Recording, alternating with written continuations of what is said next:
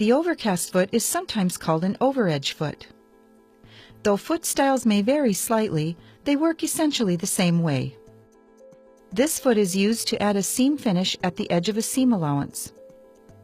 It can also be used to sew a seam while at the same time sewing an edge finish. The overcast foot has a small bridge or prong within the stitching area of the foot, which allows more thread into the stitch. There is also an extension at the front for guiding the edge of the fabric for sewing seams or seam finishes. To sew a seam finish, guide the fabric along the extension at the front of the foot so that the right swing of the needle goes just off the raw edge of the fabric. You can use a zigzag, multi-stitch zigzag, or an overedge stitch. Sewing seam finishes is easier if done before sewing the seam itself. When the sewing is completed, the stitches and fabric will lay smoothly. Press when finished.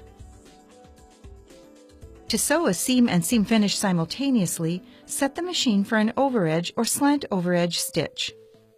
Place the two fabrics, right sides together, under the presser foot with the raw edges lined up with the guide that extends to the front of the foot. Sew the seam. You can also attach ribbing to cuffs, sleeves, and neck edges. Align the raw edges of the ribbing with the raw edge of the main fabric. Place them together along the edge of the presser foot. Stitch using an overedge or slant overedge stitch. Simply stretch the rib as you sew.